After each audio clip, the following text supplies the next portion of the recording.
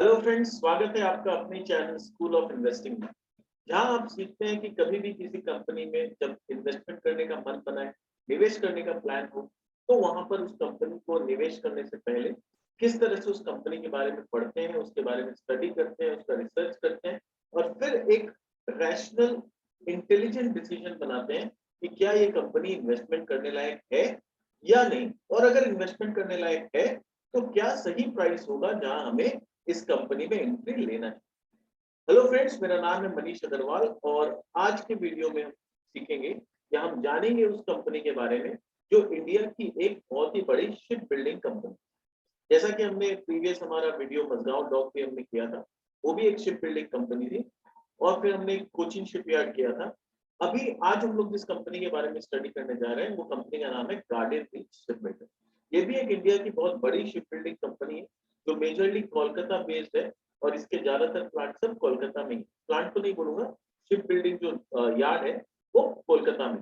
तो आइए समझते हैं कि ये कंपनी क्या क्या किस तरह का शिप बिल्डिंग्स बनाती है और किस तरह के बिजनेस में आगे क्या एक्सपेंशन प्लान्स है, क्या बिजनेस को ये डाइवर्सिफाई कर रहे हैं और आगे इनका किस तरह से ग्रोथ प्लान। तो देखते हैं हमारी company garden reach ship builder.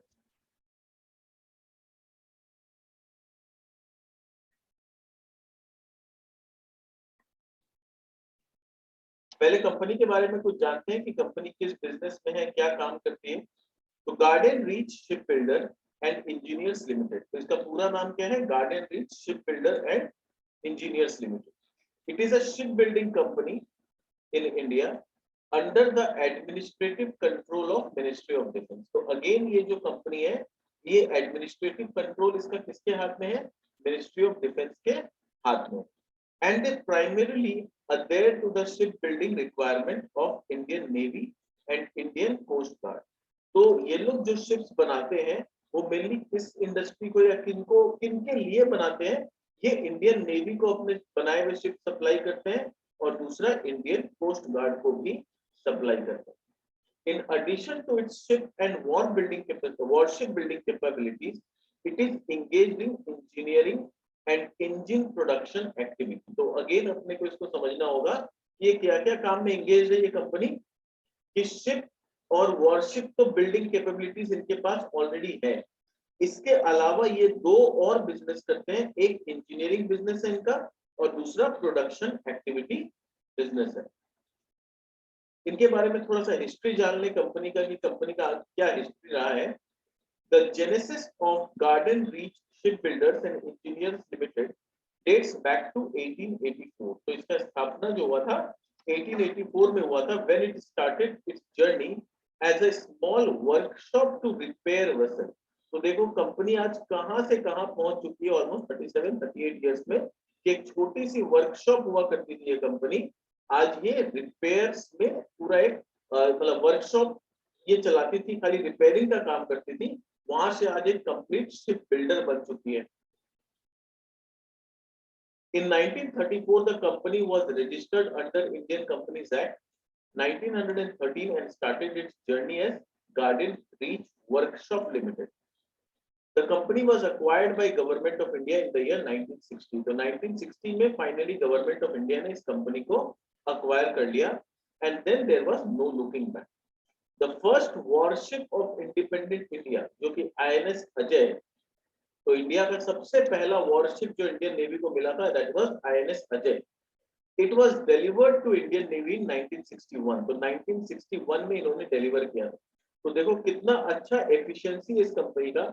1960 में गवर्नमेंट ने इसको अक्वायर किया, मे बी 1960 में उन्होंने उनको ऑर्डर भी मिला होगा या मे बी 1-2 साल पहले मिला हो, और 1961 में उन्होंने इंडियन नेवी को आईएनएस विजय जैसा एक वॉरशिप एक तरह से डिलीवर भी कर दिया within 1 year of being taken over by the Ministry of Defense।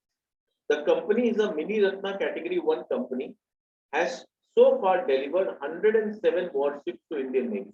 तो अभी तक 107 warships इंडियन नेवी को ये सप्लाई कर चुका है। Indian coast guard, Mauritius coast guard and Seychelles coast guard and is the only shipyard to achieve this senatorial mark। यानी इन्होंने 107 वार्षिक जो सप्लाई किया है ये इंडियन नेवी को कर चुके हैं, इंडियन कोस्ट गार्ड को कर चुके हैं, मॉरिशियस कोस्ट गार्ड को कर चुके हैं, सेचेलेस कोस्ट गार्ड को भी सप्लाई कर चुके हैं। अब आते हैं इनका बिजनेस सेगमेंट के बारे में, जानते हैं कि ये लोग क्या क्या बिजनेस में। तो जैसा हमने फर्स्ट स्लाइड में डिस्कस किया था कि ये शिप बिल्डिंग प्रोडक्ट्स में है, इंजीनियरिंग डिवीजन में है और डीजल इंजन सेगमेंट भी इनका है।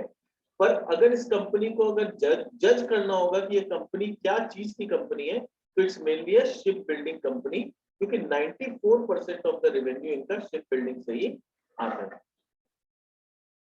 शिप बिल्डिंग प्रोडक्ट्स में इनके पास क्या क्या है? Company's shipbuilding products line spans from technologically sophisticated frigates and corvettes to fast patrol vessels. यानी इनके अगर प्रोडक्ट पोर्टफोलियो का बात करूं तो इनके पास सोफिस्टिकेटेड फ्रिगेट्स हैं, कॉर्वेट्स हैं और फास्ट पेट्रोल वेसल्स हैं। अगर आप जानना चाहते हैं कि फ्रिगेट्स क्या होता है, कॉर्वेट्स क्या होता है, तो आई विल सजेस्ट यू कि आप हम लोग का मजगांव डॉक वाला वीडियो जरूर देखें। उसमें काफी डिटेल में मैंने एक्सप्लेन किया है कि फ्रिगेट्स क्या होता है, डिस्ट्रॉयर्स क्या होता है, कॉर्वेट्स क्या होते हैं। एंड फिर कोचिंग शिपयार्ड वाला वीडियो आप देखोगे तो उसमें और आपको कमर्शियल शिप्स के बारे में काफी डिटेल में समझाया हुआ है, कितने अलग अलग तरह के कमर्शियल शिप्स होते हैं। तो इसका लिंक मैं वीडियो के डिस्क्रिप्शन में डाल दूंगा दोनों ही कंपनी का, तो आप वहां से ये दोनों वीडियो मजगांव डॉक और कोचिंग शिपयार्ड देख सकते हैं। In last 5 decades, it has built and delivered ships ranging from small to large and advanced vessels.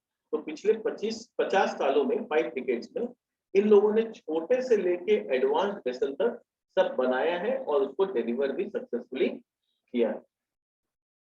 It has built and supplied more than 750 vessels to carry men and material as well as for surveillance of the coast. तो total इन्होंने आज तक 750 vessels बना दिए हैं, जो vessels मतलब navy के काम में भी आते हैं, जो वेसल्स बिजनेसमैन के काम में भी आते हैं, कोस्टल शिपयार्ड के काम में, शिपगार्ड के काम में आते हैं और बहुत छोटे छोटे अलग अलग काम में भी आते हैं।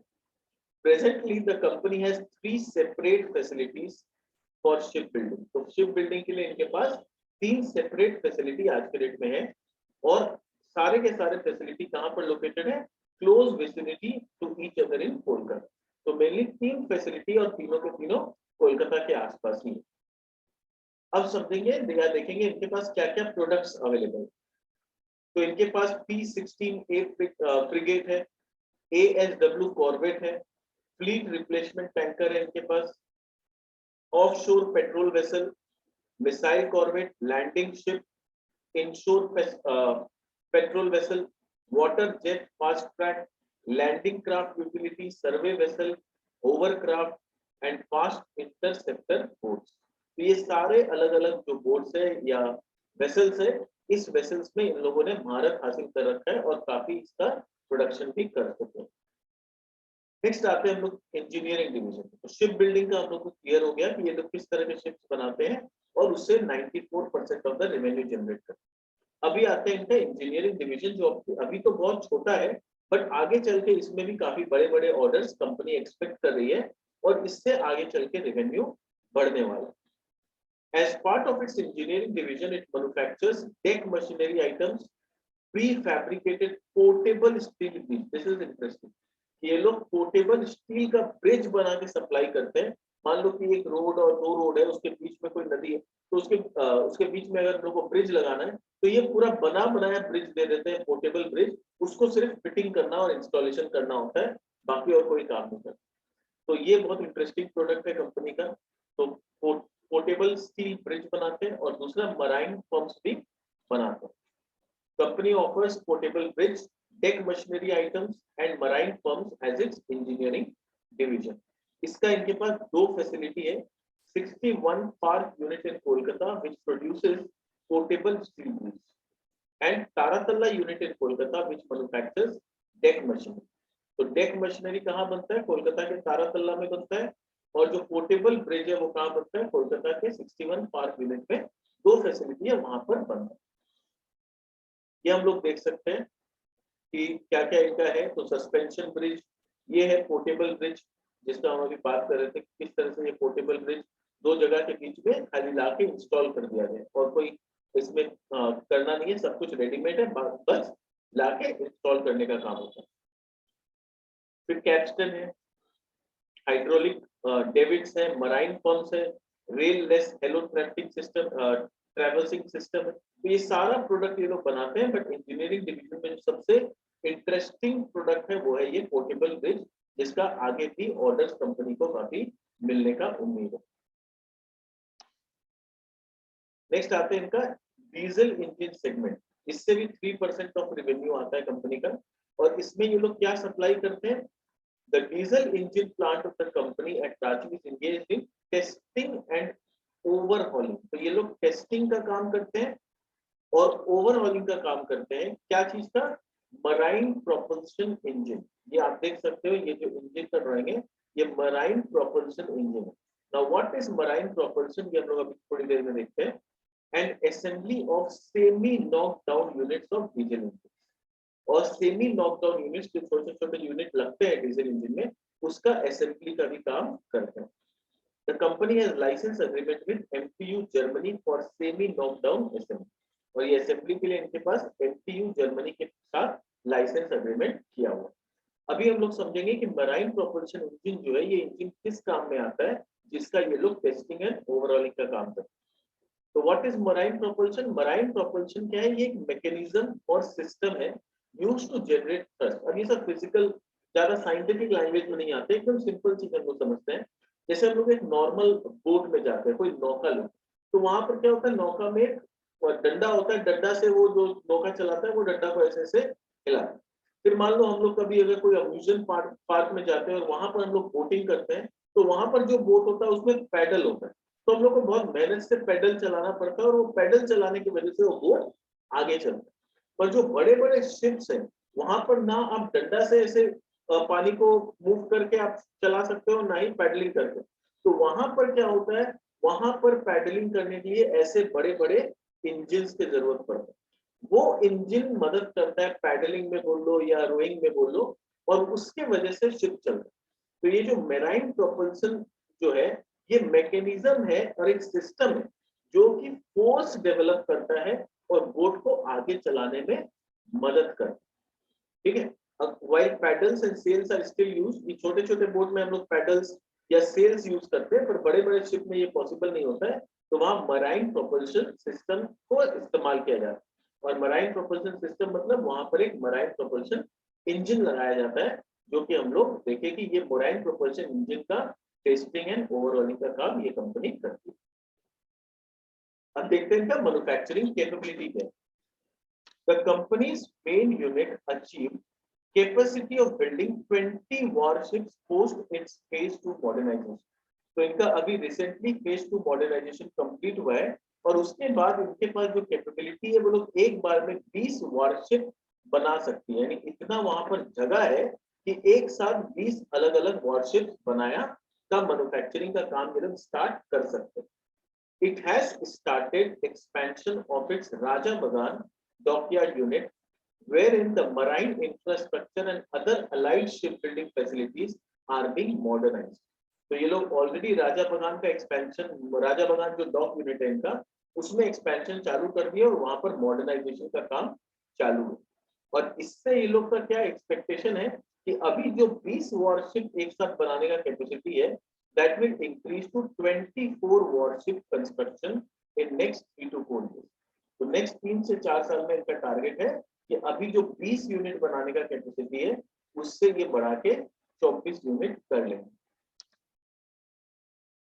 ऑर्डर बुक का बात करें तो इनके पास क्या क्या चीज का ऑर्डर है। पहला, इनके पास P-17A फ्रिगेट्स का ऑर्डर है।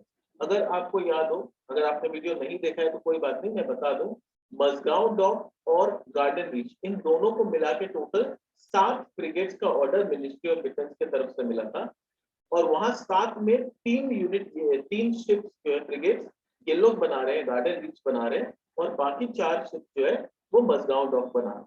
तो ये लोग दोनों मिलके ये 7 पीस का जो ऑर्डर है उसको फुलफिल कर रहे हैं। और ये P-17A क्या है? नॉर्मली ये लोग जो बनाते हैं P-16A ग्रेड का बनाते हैं फ्रिगेट। अब P-17A ग्रेड जो है ये काफी टेक्नोलॉजिकली एडवांस्ड ग्रेड है, और 16 से काफी ज्यादा एडवांस ग्रेड ये P-17A है, जिसका ऑर्डर मजगांव डॉक और गार्डन रीच ये दोनों कंपनी मिलकर कर रही है।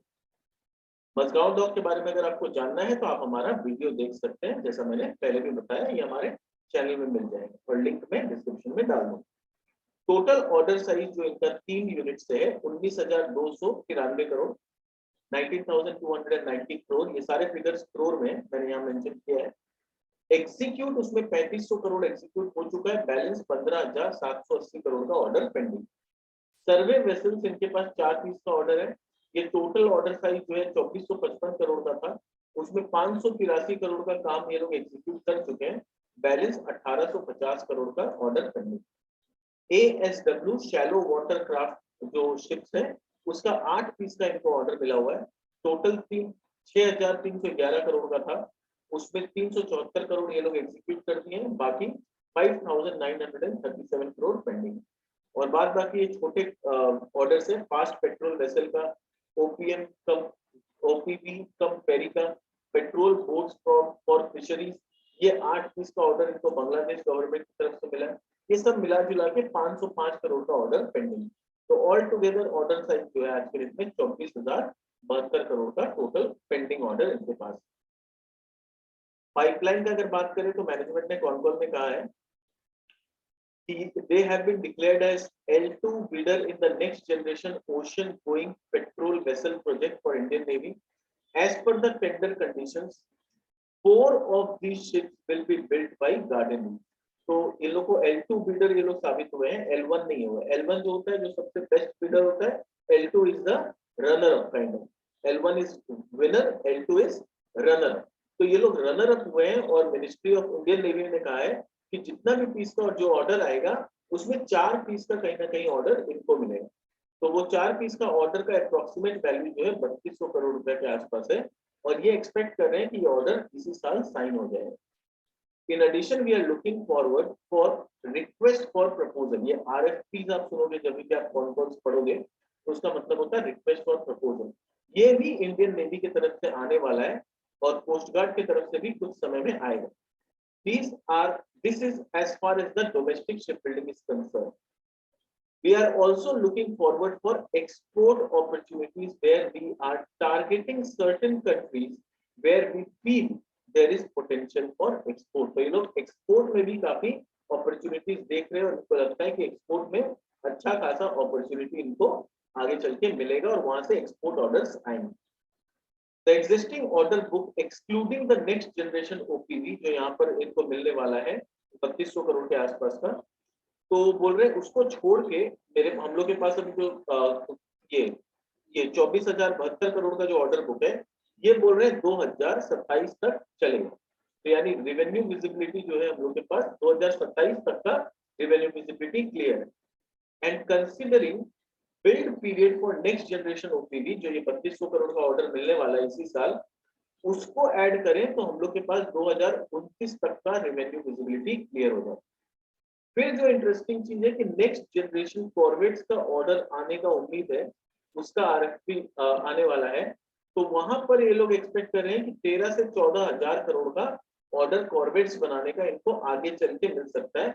इसी ईयर मिलेगा कि अगले साल मिलेगा ये क्लियरिटी नहीं है, बट ये ऑर्डर आने वाला है बहुत जल्दी, मिनिस्ट्री ऑफ डिफेंस या फिर इंडियन नेवी की तरफ से ये ऑर्डर आए।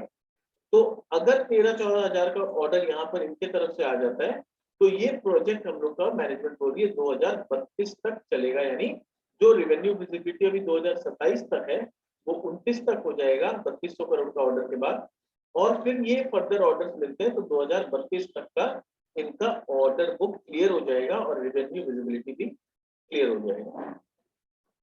तो ऑर्डर्स को अगर समराइज देखें तो पूरा क्या है, इनके पास टोटल 25 वेसल्स का ऑर्डर है, ये ऑलरेडी हम लोगों ने डिस्कस किया है।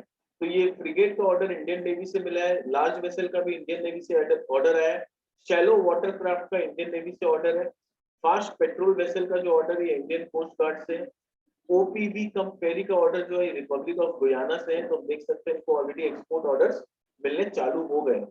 और पेट्रोल बोट्स जो फिशरीज के लिए 8 पीस है, ये गवर्नमेंट ऑफ बांग्लादेश की तरफ से। ये लोग ऑलरेडी नए प्रोडक्ट्स पे काम करना चालू कर दिए हैं। The company is working on bringing new products, तो नया प्रोडक्ट अपने पोर्टफोलियो में ऐड कर रहे हैं जो कि कमर्शियल सेक्टर के लिए यूजफुल होगा, ना कि डिफेंस सेक्टर के लिए। तो वो है होवरक्राफ्ट्स एंड इलेक्ट्रिक फेरीज। तो ये दो प्रोडक्ट ये लोग अपने पोर्टफोलियो में ऐड करेंगे जो कमर्शियल सेक्टर को ये लोग सप्लाई करेंगे। तो यहाँ से इनके लिए अच्छी बात क्या होगी आगे चल के कि इनका जो रेवेन्यू है ना, वो जो साइक्लिकल एक्सपेक्ट होता है वो कम हो जाएगा, क्योंकि कमर्शियल सेक्टर में ऑर्डर रेगुलर मिलते रहेंगे, जबकि डिफेंस सेक्टर में क्या होता है, गवर्नमेंट का बजट के ऊपर, गवर्नमेंट का फिस्कल पॉलिसी के ऊपर, ये सब चीज के ऊपर डिपेंड करता है। ऑर्डर बुक जैसा मैंने बताया 24,000 करोड़ का है, ये टिल FY27 है। अगर नया ऑर्डर मिलता है तो ये 14,000 करोड़ का इनको नया ऑर्डर मिलेगा, तो 2032 तक का रेवेन्यू विजिबिलिटी हो सकता है। ये टोटल 24,000 का ऑर्डर बुक में जो है, P17 का अकेला का ऑर्डर साइज कितना है, 15,780 करोड़ का है। तो P17 frigate is the major portion of the order book जो कंपनी के पास है। अब FY22 में इन लोगों ने क्या क्या अचीवमेंट किया या क्या क्या काम कंप्लीट किया। Company has laid keel of 6 vessels. अब आता है कि ये लेड मील का मतलब क्या होता है। लेड मील का मतलब उद्घाटन किया, मैन्युफैक्चरिंग स्टार्ट किया, ठीक है। And also launch the first survey vessel on 5th of December 2021। और एक सर्वे वेसल ऑलरेडी ये लोग लॉन्च कर दिया। As I had mentioned earlier, ship repairs have been a focus area। और पूरे साल शिप रिपेयर पे इन लोग का काफी ध्यान था कि शिप रिपेयर से ऑर्डर कैसे लिए जाए, शिप रिपेयर के बिजनेस को कैसे बढ़ाना है, क्या करना है, ये मैनेजमेंट का फोकस एरिया है। Company has carried out refits for 4 ships and 3 for Indian Coast Guard and 1 for Government of Mauritius। तो 4 शिप का रिफिटिंग का काम इन लोगों ने कंप्लीट किया है। 3 तो इंडियन कोस्ट गार्ड के लिए किया है और 1 गवर्नमेंट ऑफ मॉरिशस के लिए भी कंप्लीट किया। एक इंफ्रास्ट्रक्चर डेवलपमेंट हुआ है कंपनी में, that is very interesting to know. For the first time in India a fully assembled 250 ton state of the art Goliath, crane मतलब ह्यूज साइज, 250 टन का क्रेन, वो भी फुल्ली असेंबल्ड होके transport होके आया है from ship to shore and commissioned successfully in our plant in June 2021। तो ये क्रेन क्या होता है, ये क्रेन इस तरह का इंस्ट्रूमेंट होता है जैसा आप फोटो में देख सकते हैं, जो कि बड़े बड़े चीजों को उठाने में मदद करता है। जैसे कहीं भी कंस्ट्रक्शन एक्टिविटी होता है जहाँ बिल्डिंग बन रहा है, आप देखोगे छत के ऊपर एक बड़ा बड़ा क्रेन लगा हुआ है या छत के ऊपर से क्रेन दिखाई दे रहा है, तो ये सब बड़े बड़े भारी सामान उठाने में हेल्प करता है।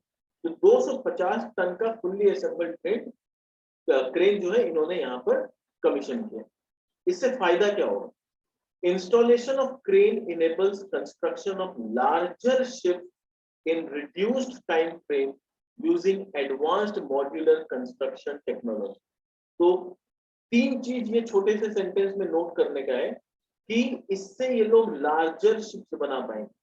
तो कहीं ना कहीं मैं ये सोच सकता हूँ कि अभी तक ये लोग का जो है फ्रिगेट और कॉर्वेट में इनका स्पेशलिटी, ये लोग डिस्ट्रॉयर्स अभी भी नहीं बना रहे हैं, जो कि मजगांव डॉक बनाती है, जिसमें मजगांव डॉक का स्पेशलिटी है। तो डिस्ट्रॉयर्स का हो सकता है आगे चल के इनको कुछ ऑर्डर मिल सके। और डिस्ट्रॉयर सबसे बड़ा जहाज होता है, इसका टिकट साइज एक एक जहाज का 8,000, 9,000, 10,000 करोड़ का एक एक शिप होता है। तो ये लार्जर शिप की तरह जो इंडिकेशन है, मेरे को जो लग रहा है कि मे भी आगे चल के ये लोग डिस्ट्रॉयर्स का मैन्युफैक्चरिंग चालू करने वाले। दूसरा, ये टाइम कम लेगा कंप्लीट होने में, तो टाइम कम लेगा तो ये लोग टाइमली अपने प्रोजेक्ट को एग्जीक्यूट कर पाएंगे। एडवांस्ड मॉड्यूलर कंस्ट्रक्शन टेक्नोलॉजी से ये बनेगा, तो टाइम भी कम लगेगा, ऑब्वियसली पैसा कम लगेगा, अगर टाइम कम लगेगा लेबर कॉस्ट बचेगा, और हायर टिकट साइज का शिप्स ये लोग आगे चल के बना सकते हैं। ये पॉसिबिलिटी दिखाई दे रही है। न्यू बिजनेस में लोग इंटर कर रहे हैं, तो मैनेजमेंट बोल रही है we are exploring new business opportunities in ship repair and refit. Already ये लोग शिप रिपेयर और रिफिट का काम छोटे स्केल में कर रहे हैं, बट अब इनको लग रहा है कि रिपेयर और रिफिट में काफी अच्छा पैसा बन सकता है, तो ये लोग इसको एक्सप्लोर कर रहे हैं, इस बिजनेस अपॉर्चुनिटी को, और इससे रेवेन्यू जनरेट करने का कोशिश कर रहे हैं। Company has signed concession agreement with Shyama Prasad Mukherjee port, जिसको हम लोग कोलकाता पोर्ट ट्रस्ट भी बोलते हैं, ठीक है। उसके साथ इन लोगों ने ऑलरेडी एक कंसेशन अग्रीमेंट साइन कर दिया है to develop and operate 3 dry docks. 3 dry docks को ये लोग डेवलप भी करेंगे और ऑपरेट भी करेंगे। Now what is dry dock और उसका इंपॉर्टेंस क्या है? जैसा आप ये फोटो में देख सकते हैं, ये ड्राई डॉक एक एरिया होता है जहां पर एक्चुअली शिप के रिपेयरिंग का काम किया जाता है, रिफिटिंग का काम किया जाता है, ओवरहॉलिंग का काम किया जाता है। और इसमें खासियत ये होता है कि ये आप देखोगे थोड़ा थोड़ा पानी भी है और सूखा भी है, यानी ये एरिया ऐसा होता है जहां पर जैसे आप शिप जब रिपेयर कर रहे हो तो वहां पर आपको शिप में स्टेबिलिटी चाहिए होता है, आप नहीं चाहते हो कि शिप फ्लोट करे, तो ये सूखा जगह में आप आराम से शिप को रिपेयर कर लो, रिफिटिंग कर लो, सब कुछ कर लो। और फिर जब आपको लगता है कि हाँ अब ये ठीक हो गया, एक बार ट्रायल करके देखते हैं कि ठीक से चल रहा है कि नहीं, तो आप इस एरिया में पूरा पानी भर लेते हो। तो यहाँ पर क्या होगा, पूरा पानी आप भर लोगे और एक छोटा सा पॉन्ड के जैसा या एरिया के जैसा पानी वाला एरिया होगा। फिर यहाँ पर आप शिप को फ्लोट करा के ट्रायल रन कर लो। फिर आपको लगता है कि अगर इसमें सब कुछ ठीक है तो फाइन, जॉब इज डन। अगर कुछ कमी रह गया तो दोबारा से आप पानी को ड्रेन आउट कर लो, दोबारा से अपना रिपेयरिंग का काम स्टार्ट कर। तो ये ड्राई डॉक एरिया ऐसा होता है जहां पर रिपेयरिंग का काम बहुत आसानी से होता है। तो 3 ड्राई डॉक का इन लोगों ने डेवलप और ऑपरेट करने का अग्रीमेंट साइन किया, विच is a very big deal.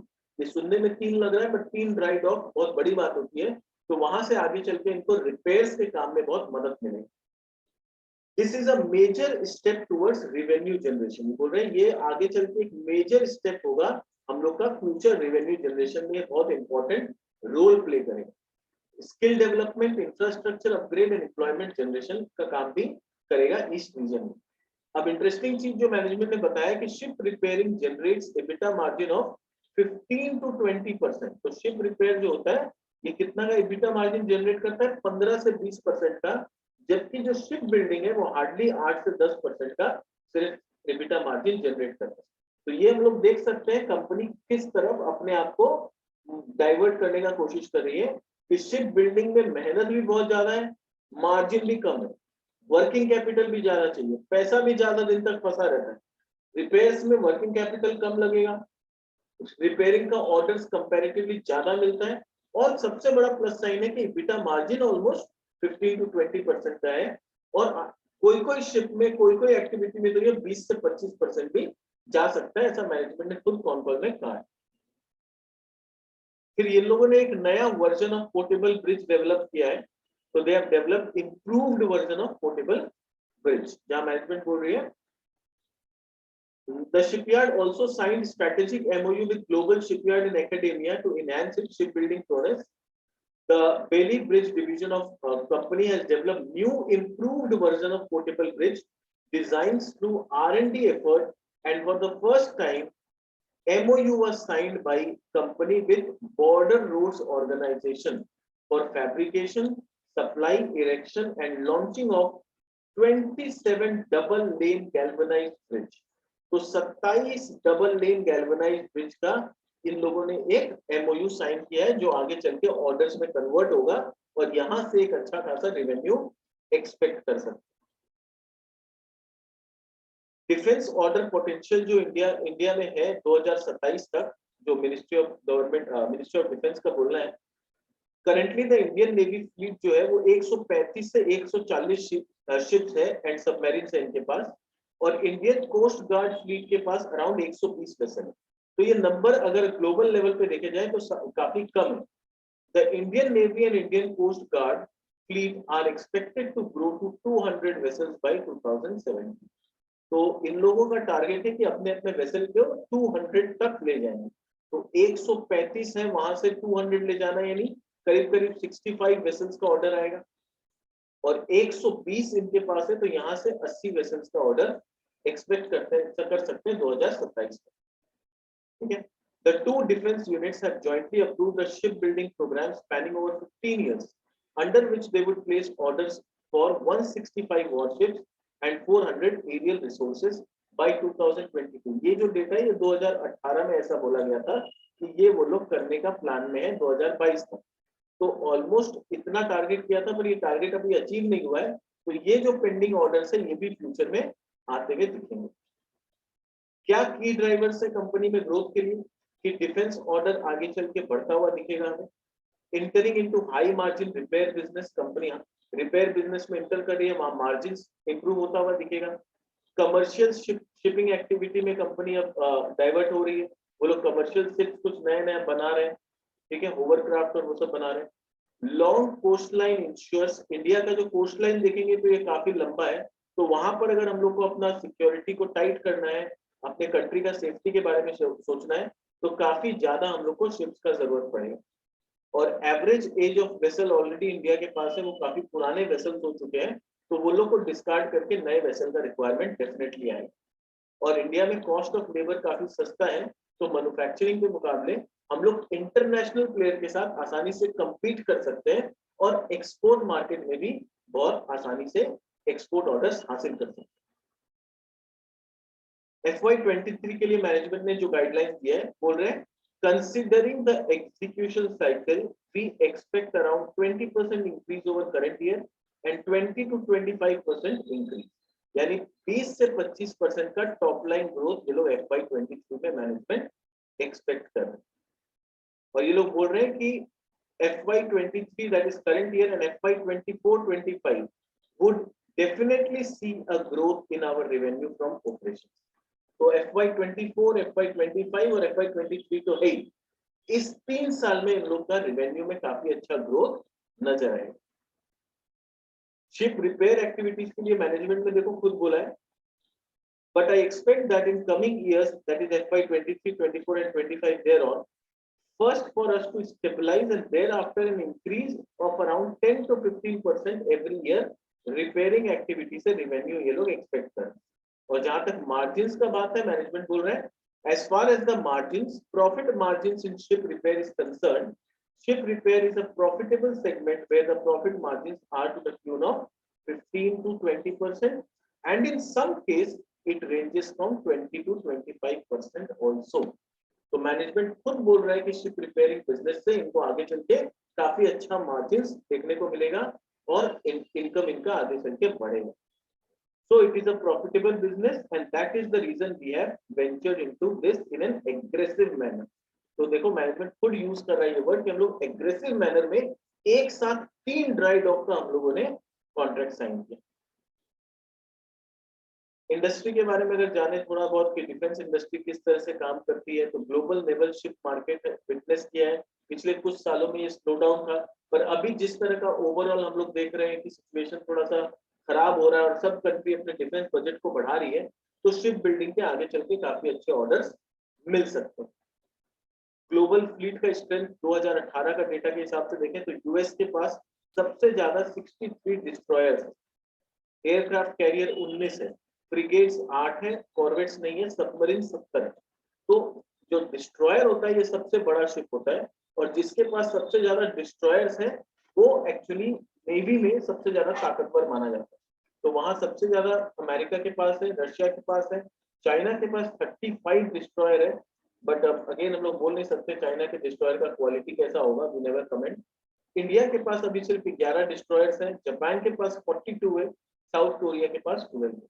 Submarine का ताकत देखें तो यूएस के पास 70, रशिया के पास 63, चाइना के पास 68, इंडिया के पास ओनली 15। और ये 2018 का डेटा है, उसके बाद कुछ थोड़ा बहुत चेंजेस हुआ होगा। तो इंडिया अभी भी अगर देखें चाइना के मुकाबले हम लोग बहुत पीछे हैं। ओवरऑल अगर देखें टोटल फ्लीट में तो यूएस के पास सबसे ज्यादा, फिर रशिया के पास भी सबसे ज्यादा, चाइना के पास है, चाइना के पास सबमरीन 68 है और सबसे ज्यादा फ्रिगेट है 51। तो frigate is lot with China, मतलब चाइना के पास जितना सब देश मिला के नहीं है ना, उससे ज्यादा चाइना के पास अकेले के पास फ्रिगेट होगा। और यही कारण है कि चाइना के पास 714 फ्लीट्स के आसपास। इंडिया का बात करें तो इंडिया के पास टोटल सिर्फ 295 है, जिसमें सबसे ज्यादा तो ये 230 अदर्स यानी छोटे मोटे बोट्स और ये सब कुछ वेसल्स हो जाएंगे।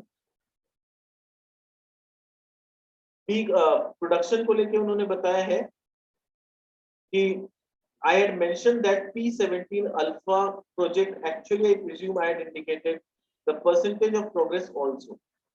The first step has touched around 37%, तो 37% ये लोग टच कर चुके हैं।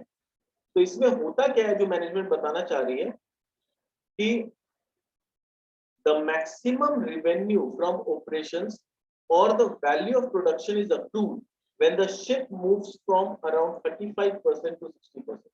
तो शिप का कंस्ट्रक्शन जब 35% से 60% के बीच में होता है उस समय जो रेवेन्यू आता है कंपनी के पास, किसी भी शिप बिल्डिंग कंपनी के पास, वो सबसे ज्यादा होता है। और मैनेजमेंट का बोलना है कि अभी मेजॉरिटी ऑफ द प्रोजेक्ट हम लोग का 22 से 23% तक कंप्लीट हो चुका है, फ्रिगेट 37% तक कंप्लीट हो चुका है। तो आने वाला जो 3 साल है, 23, 24 और 25, इसमें हम लोग को सबसे ज्यादा रेवेन्यू ग्रोथ नजर आएगा। कॉस्ट ऑफ मटेरियल जो थोड़ा सा बढ़ा है, उन्होंने बोला है कि कॉस्ट ऑफ मटेरियल क्यों बढ़ा है, as the projects progress and especially when they are reaching a phase wherein the equipment and system gets lowered and indicated onto the ship, the cost of material automatically rises। तो ये ऐसा बोल रहे हैं कि कमोडिटी जो price बढ़ा है उसके वजह से कॉस्ट ऑफ मटेरियल नहीं बढ़ा है। कॉस्ट ऑफ मटेरियल इस वजह से बढ़ा है क्योंकि हम लोग का प्रोडक्शन अभी ऐसे फेज में है जहां पर हम लोग को मटेरियल्स का रिक्वायरमेंट ज्यादा हो रहा है। तो हर शिप जो है उसका प्रोडक्शन जो है ये 5-6 फेजेस से होके गुजरता है। तो जब 15 से 20 जब 35 से 40% के बीच में कंस्ट्रक्शन कंप्लीट हो जाए और वहां से जो 60% तक जाता है, उस समय मटेरियल का रिक्वायरमेंट ज्यादा होता है।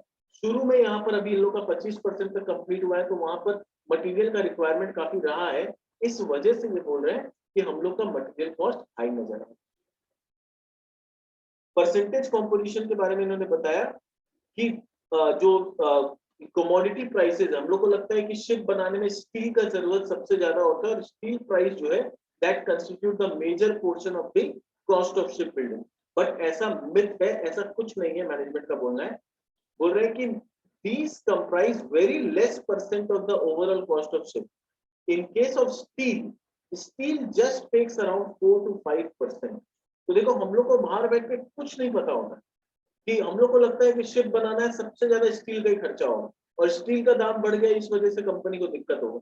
मैनेजमेंट बोल रही है स्टील तो खाली 4 से 5% ऑफ द टोटल कॉस्ट है and the entire yard material that is inclusive of steel is to the tune of 10 to 12%। तो टोटल जो स्टील का सब कुछ मिला जुला के रिक्वायरमेंट है सिर्फ 10 to 12% of the total ship building cost. अब हम लोग आते हैं वैल्यूएशंस पे। तो वैल्यूएशंस क्या है कंपनी का, इन्होंने करंट ईयर में 1758 करोड़ का रेवेन्यू जनरेट किया। फुल फेज में आई एम एक्सपेक्टिंग कि 30% का ये लोग टॉप लाइन ग्रोथ कर लेंगे। मैनेजमेंट 20 से 25% बोल रही है। आई एम अज्यूमिंग कि थोड़ा सा एग्रेसिव अगर होता है 30% का ग्रोथ आता है। इबिटा मार्जिन इनका 10% के आसपास रहेगा, ठीक है। 10% इनका 8 से 10% सस्टेनेबल मार्जिन मैनेजमेंट का बोलना है। बट अगेन मैंने कंजर्वेटिव होकर 10% लिया है क्योंकि आने वाले सालों में इनका शिप रिपेयरिंग से जब रेवेन्यू आना चालू होगा ना, तो रिपेयरिंग से हम लोग को पता है कि 15 से 20% का मार्जिन रिपेयरिंग में होता है।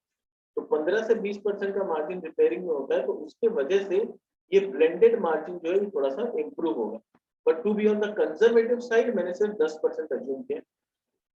डेट इनके पास ज्यादा नहीं है, 11 करोड़ का डेट है बुक्स में। इनके पास 2558 करोड़ का कैश पड़ा है बैलेंस शीट में, बट उसको हम कॉन्ट्रैक्चुअल लाइबिलिटी अज्यूम करते हैं। ये कैश ऐसा नहीं है कि ये जब मन चाहे जहां इस्तेमाल कर सकते हैं। ये कैश इनको कस्टमर से एडवांस पेमेंट के तौर पे मिलता है जब इनको ऑर्डर्स मिलते हैं। तो ये पैसा इनको एक्चुअली अपने कस्टमर के ऑर्डर को फुलफिल करने में इस्तेमाल करना है। इसलिए हम लोग इसको लाइबिलिटी के जैसा मानते हैं कि भैया जब तक आप ऑर्डर पूरा नहीं कर लेते हो तब तक ये कॉन्ट्रैक्चुअल लायबिलिटी, तो इसको हम लोग वैल्यूएशन में कंसीडर नहीं करते। तो उस हिसाब से अगर कंपनी अच्छा करती है और थोड़ा सा इसमें अच्छा ग्रोथ आता है, ऑर्डर्स अच्छे मिलते हैं, तो करंटली ये 250-60 के रेंज में ट्रेड कर रहा है। इसका प्राइस आई एम टारगेटिंग कि 317 तक वैल्यूएशन निकल के आ सकता है। नॉर्मल फेज में ये 207-208 के रेंज में रहेगा और अगर बियरिश फेज में चला जाता है तो 163 तक ये गिर के आ सकता है। Now, what is the right price to enter in this stock? Whether you want to enter in this stock or not, इस पे मेरा किसी भी तरह का कोई रिकमेंडेशन नहीं है। ये सिर्फ मेरे तरफ से एक वैल्यूएशन है। The only objective is to educate you कि कैसे एक कंपनी को स्टडी करते हैं, कैसे उसके बारे में जानते हैं, कैसे उसका एक वैल्यूएशन डिसाइड करें। बट किसी भी तरह का कोई रिकमेंडेशन नहीं है। I am not a SEBI registered analyst. यहाँ ऑब्जेक्टिव सिर्फ आपको बताना है। अगर आप इसमें इन्वेस्ट करना चाहते हैं तो वो आप अपने फाइनेंशियल एडवाइजर से कंसल्ट कर सकते हैं। अभी हम लोग चलते हैं स्क्रीनर में और देखते हैं कि अभी तक इन्होंने क्या रेवेन्यू जनरेट किया है, कितना इसमें रेवेन्यू पोटेंशियल आगे कंपनी में है। तो this is the company garden reach shipbuilder. तो इसका मार्केट कैप कंपनी का 2935 करोड़ है। 256 के आसपास अभी कंपनी ट्रेड कर रही है। हाई 335 रुपया गया है और लो 181 गया है। तो अगर आप मेरा प्रोजेक्शन आप देखोगे तो कहीं ना कहीं बुल फेज में ये प्राइस निकल के ही आ रहा है और बियर फेज में ये प्राइस आ रहा है। तो उतना ही हाई लो ऑलरेडी कंपनी ने मेंटेन किया। रिटर्न ऑन कैपिटल एम्प्लॉयड 22% का है, which is good. Anything beyond 15% is good. Return on equity 16% का है, 15% से ऊपर है तो this is also good, not bad. Company का अगर देखें अभी कंपनी ने क्या रेवेन्यू जनरेट किया है क्वार्टर में, तो मार्च क्वार्टर में कंपनी ने अच्छा रेवेन्यू किया है।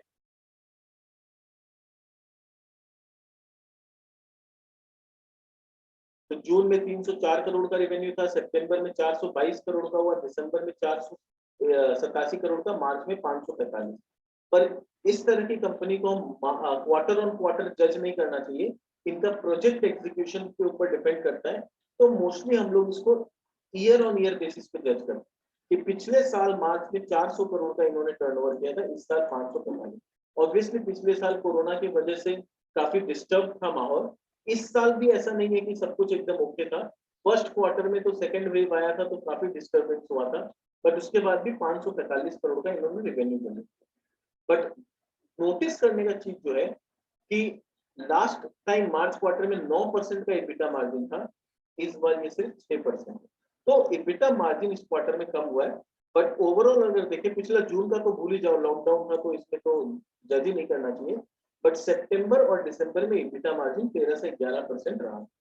तो अगेन इसको क्वार्टर ऑन क्वार्टर बेसिस पे, इबिटा के बेसिस पे जब मार्जिन में जज नहीं करना चाहिए, क्योंकि हर क्वार्टर में जो बिल्डिंग एक्टिविटी होता है वो अलग अलग फेजेस में होता है। तो मैनेजमेंट ने जैसा बताया कि जिस फेज में है उस पर डिपेंड करेगा कि आपका मार्जिन कितना है। तो इस बार जो मार्जिन लो दिख रहा है because of cost of material, जैसा मैनेजमेंट ने कॉन कॉल में कहा।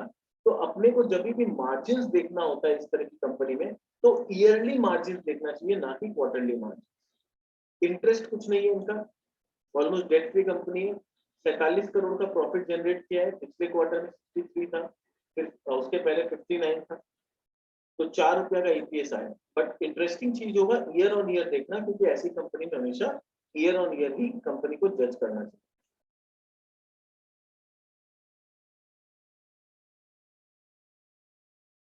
तो ईयर ऑन बेसिस पे देखें तो 1100 करोड़ का रेवेन्यू पिछले साल था, वो 1760 करोड़ हो गया। अगर पिछले साल को इग्नोर भी कर दें तो मार्च 2020 में 1433 करोड़ का था, उससे भी बढ़ के ऑलमोस्ट 1750 करोड़ का रेवेन्यू। इबिटा जो प्री कोविड लेवल पे इबिटा 3%, 3.5% हुआ करता था, वो बढ़ के 8% हो गया, which is a very good sign. Interest obviously इनका कुछ नहीं है। अर्निंग्स जो है, जो प्री कोविड लेवल का बात करें तो 110 करोड़ का अर्निंग था, 163 करोड़ का अर्निंग था, वो बढ़ के 190 करोड़ हो गया।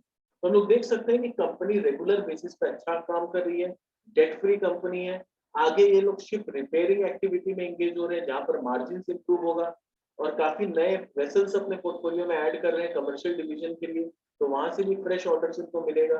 एक्सपोर्ट ऑर्डर्स का ये लोग एक्सपेक्टेशन है, बांग्लादेश से ऑर्डर मिल चुका है और कुछ कंट्री में ऑलरेडी बात चल रहा है, जैसा मैनेजमेंट का बोला। तो ओवरऑल अगर देखिए इस कंपनी को तो काफी फंडामेंटली स्ट्रॉन्ग कंपनी दिखती है, वैल्यूएशन भी रिजनेबली है, कोई बहुत ज्यादा ओवर वैल्यूड कंपनी नहीं है। कैश फ्लो इस क्वार्टर में इस पूरे साल में नेगेटिव आया, which is a concerning sign. मुझे ये चीज थोड़ा किसी भी कंपनी में अच्छा नहीं लगता है जब कैश फ्लो नेगेटिव हो, मैन्युफैक्चरिंग कंपनी में खास करके देखा जाता है।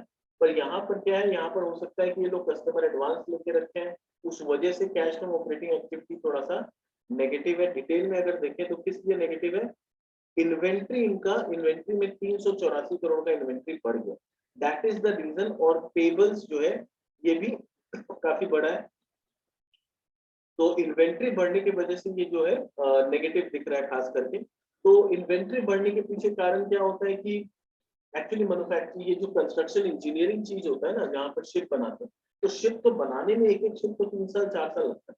तो जितना मटेरियल उस शिप में यूज होते जा रहा है उतना उसका इन्वेंट्री का दाम बढ़ते जा रहा है। तो इन्वेंट्री में वो मटेरियल जैसा लग रहा है ना, वो पैसा लग रहा है, रिटर्न में पैसा अभी आ नहीं रहा है।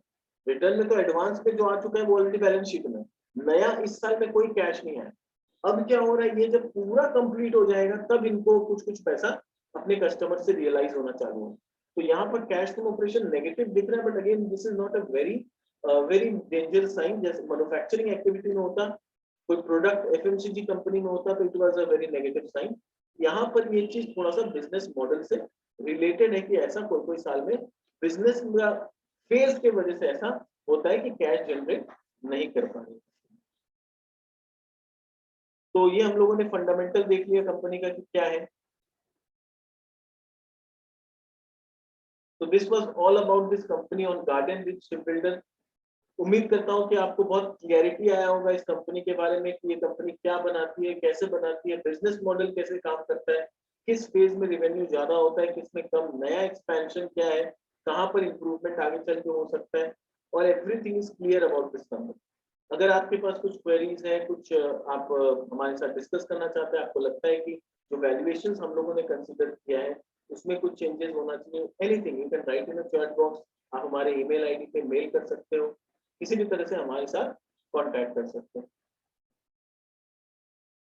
तो this was all about this video. उम्मीद करता हूँ आपको अच्छा लगा होगा, कुछ सीखने मिला होगा।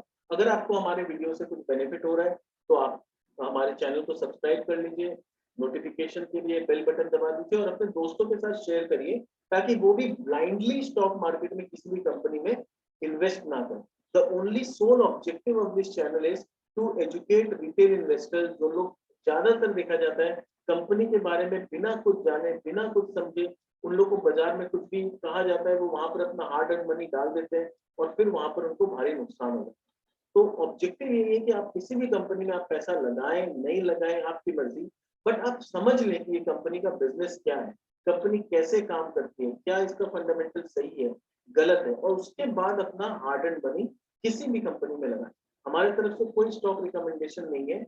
Objective is to just educate you about the company. फिर डिसीजन सोनली आपका है, आप इसमें लगाना चाहते हो नहीं लगाना चाहते हो, आप अपने फाइनेंशियल एडवाइजर से कंसल्ट करें एंड देन कोई भी डिसीजन। तो मिलते हैं हमारे नेक्स्ट वीडियो में किसी नई कंपनी के साथ। तब तक के लिए बाय बाय, टेक केयर, और दोस्तों के साथ इस वीडियो को शेयर करना ना भूलें। Bye bye.